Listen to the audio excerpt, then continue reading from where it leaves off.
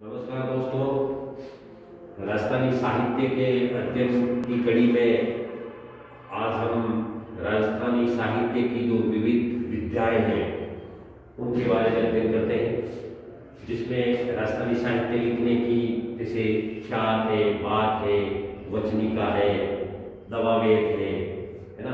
ये अलग अलग जो विधाएं हैं साहित्य लिखने की, तो उनके ऊपर आज हम चर्चा करते हैं।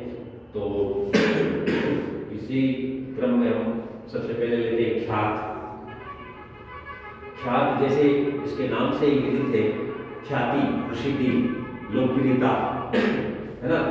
तो प्रसिद्धि, ख्यात से तात्पर्य है ख्याति, प्रसिद्धि, लोकप्रियता है ना, या ऐसी बात जो प्रसिद्धि दिलाए, या ऐसी घटना, किसी घटना विशेष का इसके अंदर वर्णन किया जाता है ख्यात के अंदर, ठीक है ना। तो ख्यात है वो राजस्थानी इतिहास की एक परंपरा है, राजस्थानी इतिहास का एक स्रोत है ना। राजस्थानी इतिहास के अध्ययन में हमें ये इन ख्यातों का बहुत बड़ा योगदान देखने को मिलता है, क्योंकि इन ख्यातों के अंदर तत्कालीन जो राजवंश है उसका पूरा इतिहास उसके अंदर देखने को मिलता है, उसकी वंशावली देखने को मिलती है, उस समय की तत्कालीन जो घटनाएं हैं उनके बारे में हमें जानकारी मिलती है, और उस समय जो समकालीन जो अन्य राज्य से उनके जो संपर्क थे, ठीक है ना, तो उसके बारे में हमें जानकारी मिलती है।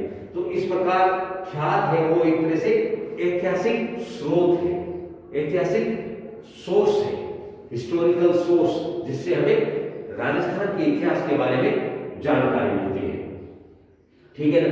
तो ख्यात, इसकी ख्यात की रचनाएं मुख्यतः हम देखते हैं 16वीं शताब्दी में आकर के राजस्थान के इतिहास में, राजस्थान के साहित्य में हमें ये विधा देखने को मुख्यतः मिलती है। 16वीं शताब्दी के आसपास ये शुरू होती है। इसमें सबसे पहले या सबसे जो प्रमुख ख्यात है वो है मुहणोत नैनसिरी ख्यात। मुहणोत नैनसिरी ख्यात। मुहणोत नैनसिरी कौन था? जोधपुर के राजा जसवंत सिंह का दीवान था। मुहणोत नैनसिंह जोधपुर के शासक जसवंत सिंह के दीवान थे, और उसके समय में उन्होंने ये जोधपुर के लिए एक सोर्स के रूप में मुहणोत नैनसिंह ने ये ख्यात लिखी थी। मुंशी प्रेमचंद जोधपुर जयपुर के हैं इतिहासकार, उन्होंने इसे राजपुताना का अबुल फजल कहा। अक्सर परीक्षाओं में या प्रतियोगी परीक्षाओं में ये क्वेश्चन पूछा जाता है कि राजपुताना का अबुल फजल किसे कहा गया है। राजपुताना का अबुल फजल मुहणोत नैनसिंह को कहा गया। अबुल फजल कौन था? अकबर के 9 रत्नों में से एक 9 रत्न था, जो कि विद्वान था। तो उसकी तुलना, नैनसिंह की तुलना किससे हुई है? अबुल फजल से। मतलब ये राजस्थान का अबुल फजल है, अकबर के 9 रत्नों के तुल्य है ये, ठीक है ना। तो इतना ये विद्वान पुरुष था, ठीक है। फिर मुहणोत नैनसिंह की जो ख्यात है वो सबसे प्राचीन ख्यात है। एक तरह से ख्यात की शुरुआत ही यहीं से मानी जा रही है ना। तो सबसे प्राचीन ख्यात, अक्सर परीक्षाओं में ये भी पूछी जाती है, निम्न में से कौन सी ख्यात सबसे प्राचीन ख्यात है, और सबसे विश्वसनीय भी है, सबसे ऑथेंटिक, विश्वसनीय। क्यों कि मुहणोत नैनसिंह तत्कालीन जो शासक है उसके दीवान है और उसके साथ रह रहे हैं, और तत्कालीन जो सभी घटनाएं हैं उन घटनाओं का प्रत्यक्ष दृष्टा है, प्रत्यक्ष साक्षी है। इसलिए इनके द्वारा जो लिखित इतिहास है, लिखित जो ख्यात है, वो एक तरह से विश्वसनीय ग्रंथ है, ठीक है। इसे राजस्थान का प्रथम ऐतिहासिक ग्रंथ भी कहा गया है। राजस्थान का प्रथम ऐतिहासिक ग्रंथ, ये भी परीक्षाओं में अक्सर पूछा जाता है। इसके अंदर राजपूतों की जो 26 शाखाएं हैं उनके बारे में मुहणोत नैनसिंह उल्लेख करता है, और जोधपुर, गुजरात, मालवा, बुंदेलखंड आदि के जो शासक हैं, जो तत्कालीन जो शासक जिनका जोधपुर से संपर्क था, तो उनके बारे में इस मुहणोत नैनसिंह ने अपनी ख्यात में विशेष उल्लेख किया है, जिससे हमें तत्कालीन जोधपुर, गुजरात, मालवा और बुंदेलखंड के शासकों के बारे में हमें जानकारी मिलती है।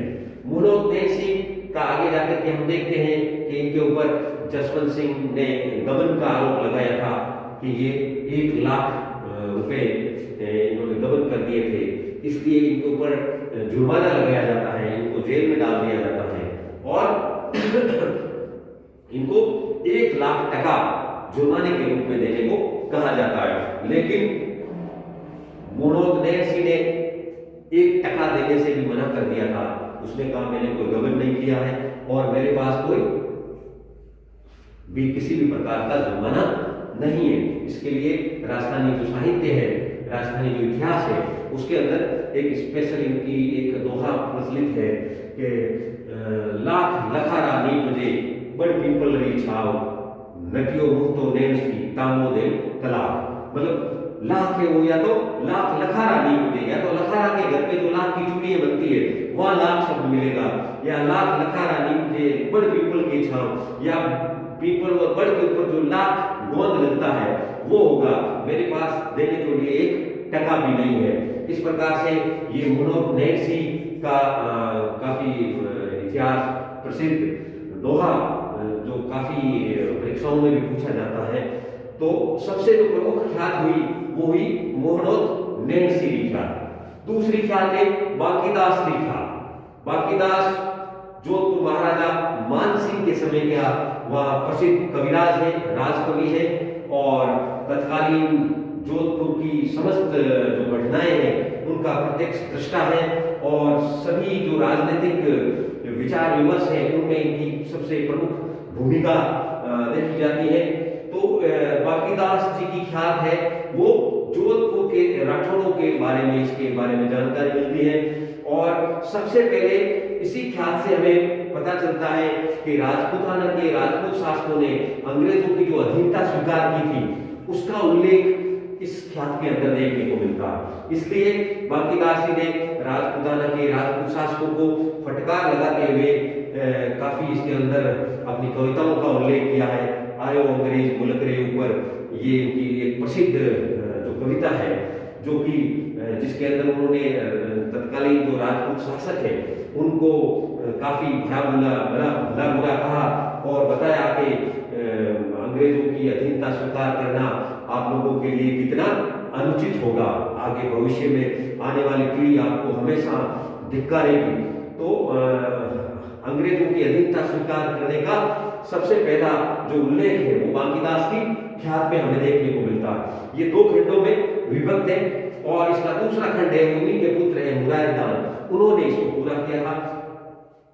अगली ख्यात है मुंदियार की ख्यात। मुंदियार की ख्यात, मुंदियार क्या है? मुंदियार एक ठिकाने का नाम है। ये नागौर जिले में मुंडवा के पास एक ठिकाना है, मुंदियार ठिकाना, ठीक है ना। तो मुंदियार की ख्यात तो वहां के किसी ने लिखी, लेकिन इसका नाम अभी तक पता नहीं चला, अज्ञात किसने लिखा, लेखक का नाम इसमें पता नहीं है। केवल मुंदियार जो ठिकाना है उसके नाम पर इसके ख्यात का लेखन किया गया था और इसके अंदर भी जोधपुर के राठौड़ों के बारे में जानकारी हमें मिलती है। मुंदियार की ख्यात की एक प्रति है वो सीतामऊ एमपी के अंदर एक बहुत बड़ा ठिकाना है, वहां जो है कि लाइब्रेरी है उसके अंदर इसकी एक प्रति हमें वहां मिलती है मुंदियार की ख्यात की। अगली ख्यात है दयालदास की ख्यात। दयालदास बीकानेर के राठौड़ शासकों के समय सूरत सिंह, बीकानेर के जो शासक सूरत सिंह है, सूरत सिंह के समय दयालदास वहां के प्रमुख राजकवि थे और सभी घटनाओं के साक्षी थे और बीकानेर के राठौड़ों के बारे में इस दयालदास की ख्यात में हमें जानकारी मिलती है। दयालदास की ख्यात की 2 खंडों में विभक्त है। पहले खंड में राठौड़ों के प्रारंभिक इतिहास से लेकर राव जोधा तक का वर्णन है और दूसरे इतिहास में बीकानेर के संस्थापक राव बीका से लेकर के सूरत सिंह के समय तक का इतिहास उसमें लिखा गया है। इस प्रकार बीकानेर के राठौड़ वंश के बारे में जानकारी प्राप्त करने का जो सबसे प्रमुख स्रोत है वो दयालदास की ख्यात से हमें मिलता है। इस प्रकार राजस्थानी साहित्य और राजस्थानी इतिहास की एक प्रमुख विधा जिसे ख्यात कहा जाता है, ख्यात में किसी व्यक्ति विशेष, किसी घटना विशेष या किसी मतलब वंश विशेष को आधार मान करके और उसका वर्णन किया जाता है, उसका महिमा वर्णन किया जाता है, जो कि इतिहास में एक बहुत प्रमुख स्रोत के रूप में इसको देखा जाता है।